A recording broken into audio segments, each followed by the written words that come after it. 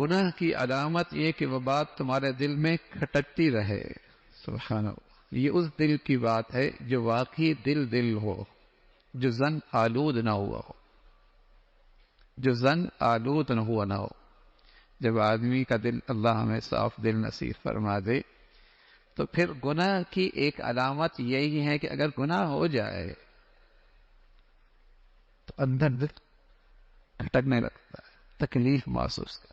یہی علامت ہے گناہ. اور جس کے بارے میں یہ خیال یہ کسی اور کو پتہ نہ لگے، بس کسی اور کو پتہ نہ لگے، کسی کو اطلاع نہ ہو. یہ اسی دل کے بارے میں بات ہے جو صاف بھی ہو، جس کے اندر شرم و حیا بھی ہو، لحاظ بھی ہو. جو آدمی بے شرم ہو جائے اس کے لیے تو گناہوں کا اعلان کرنا بھی مسئلہ نہیں ہے. وہ تو اگر کہیں خلوت میں بھی کرتا ہے تو جلوت میں جا کر اس کا اظہار اور اعلان کرتا ہے، بلکہ اس کی تو رغبت اور شوق ہوتا ہے کہ دنیا کو میرے اس گناہ کا پتہ لگے. اس لیے گناہ بھی اس کی نظر میں اسٹیٹس بن گیا ہے.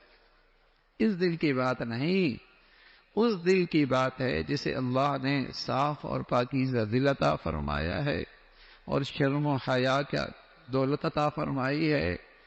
تو وہاں یہ ہے کہ اگر اس سے کچھ ایسا ہو جائے اور دل میں یہ پیدا ہو جائے کسی کو پتہ نہ لگے، تو یہی علامت ہے کہ یہ کام غلط ہے، یہ کام صحیح نہیں ہے. تو فرمایا والاسم ما حاک فی قلبک فی نفسک. فرمایا گناہ یہی ہے، گناہ کی علامت یہ ہے کہ وہ بات تمہارے دل میں کھٹکتی رہے اور تمہیں یہ بات پسند نہ ہو، لوگوں کو اس کی خبر نہ ہو. یعنی گناہ گار اگر یہ پہچاننا چاہے کہ پتہ نہیں یہ بات صحیح ہے یا غلط ہے، گناہ ہے یا نہیں، تو اس کی ایک علامت یہی ہے کہ میاں تم چاہتے ہو نا کسی کو پتہ نہ لگے، کسی کی خبر نہ ہو، تو یہی تو گناہ ہے، یہی تو برائی ہے. بس اوقات یہ ہوتا ہے کہ دوستوں کو پتہ لگے، ابا اماں کو پتہ نہ لگے، دوستوں کو پتہ لگے، مربی کو پتہ نہ لگے، فلاں کو پتہ نہ لگے. کیا کہیں گے؟ دوستوں کو بدل کوئی بات نہیں.